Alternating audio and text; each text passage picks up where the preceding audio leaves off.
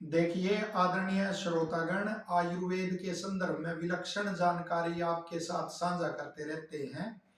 आप सबकी शुभकामनाएं इसी तरह बनी रहे। तो आज आंवला के गुण के विषय में अति संक्षेप से प्रकाश डालने का प्रयास करते हैं और साथ में आयुर्वेद के जो तथ्य हैं उन पर भी प्रकाश फिर इस कड़ी में हम डालने का प्रयास करेंगे। जो आंवला होता है उसके विषय में आयुर्वेद के ऋषि कहते हैं कि भोजन के समय आदि में, मध्य में या अंत में भोजन करते समय आंवले का चूर्ण या आंवले का फल उसका सेवन करना चाहिए। और साथ ही वही कहते हैं कि फलों में श्रेष्ठ जो आंवला है और जो त्रिदोष शामक है, यानी वात पित्त कफ को समाप्त करने वाला, तो भोजन के चाहे उसको आदि में सेवन करो, चाहे मध्य में चाहे अंत में, वो बड़ा श्रेष्ठ होता है। और भोजन के समय जो अनुपान होता है, भोजन के साथ अनुपान का जो विधान है, तो उसमें ये आंवला श्रेष्ठ होता है।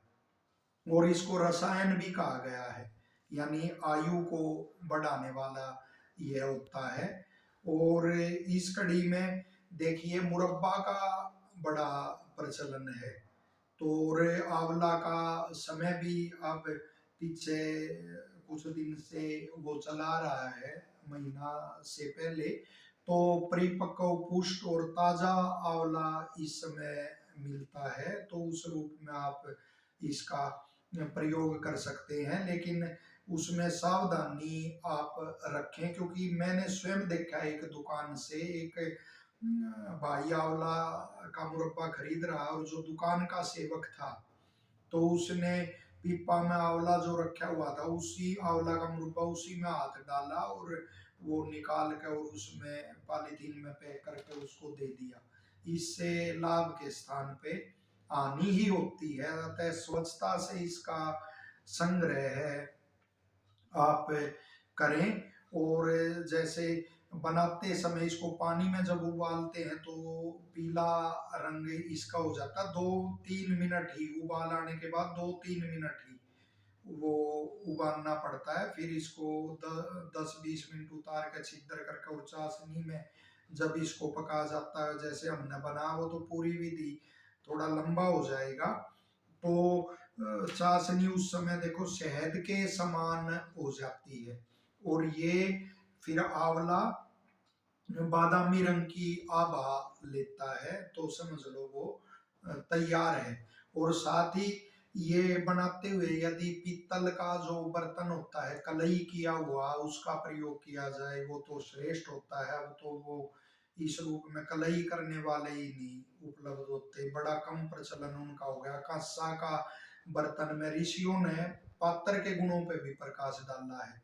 जैसे कांसा आदि के उसमें जो भोजन पकाया जाता है तो वह बुद्धिवर्धक और रक्त शोधक गुण उसमें होते हैं।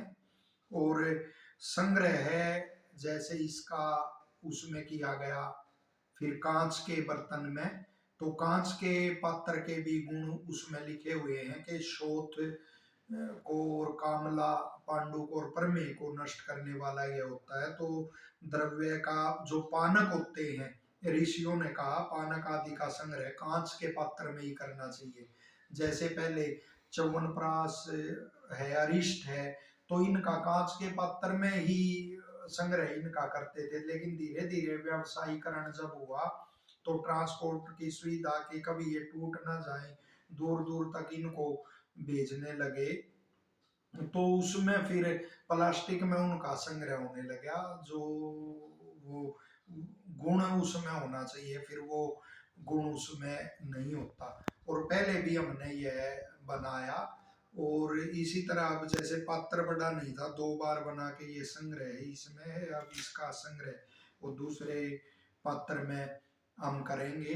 और पहले ही जैसे प्रथम बार जब हमने बनाया था तब भी हमारा बिल्कुल ऐसा ऐसा ही निर्माण हुआ था, और कोई प्रिजर्वेटिव नहीं इसके अंदर। सिर्फ ये मीठा की चाशनी आंवला है, और महीना से ऊपर पहले ही समाप्त हो गया था, महीने भर में जिनको दिया, और यूं का यूं ये रहा, कोई इसमें विकृति और वो नहीं आई। तो ये परंपरा के भी गुण होते हैं, पीढ़ी से भी ये गुण आते हैं और स्वाभाविक भी गुण होते हैं। और पीढ़ी के गुण तो आयुर्वेद ने भी माना है कि जो कुल होता है और जो देश स्थान होता है तो उसके अनुसार भी व्यक्ति के स्वभाव पे, उसकी प्रकृति पे वो उसका भी प्रभाव रहता है। कि और एक कहावत भी है कि बड़े का बोल्या खाती का छोल्या पार जागा रे।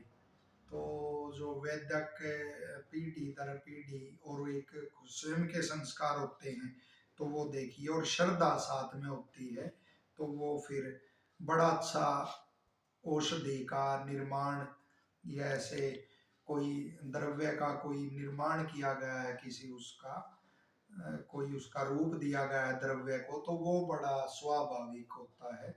आप सभी स्वस्थ रहें, आप सभी को शुभकामनाएं, और लोकहित में आप इसको अवश्य शेयर साझा करेंगे। और इसका फिर एक बार कहता हूं कि ध्यान रखेंगे, ऐसी उनका अभ्यास अवश्य होना चाहिए कि जिसका कोमल वो है, कोष्ठ कोमल है या बहुत तीव्र अम्ल पित्त जिसको है, तो उसको कई बार दस्तावर भी ये प्रभाव दिखा देता है, तो उसको कम मात्रा में आरंभ करके और फिर धीरे धीरे मात्रा बढ़ानी चाहिए। लेकिन रसायन सेवन का सिद्धांत ये है कि कम मात्रा में शुरू करना फिर बढ़ाना, तो उनको भी कम मात्रा में जितनी में ये वो विपरीत प्रभाव कोई ना डाले उसमें आरंभ करके और फिर धीरे धीरे मात्रा वो बढ़ाएं। सभी को शुभकामनाएं, धन्यवाद।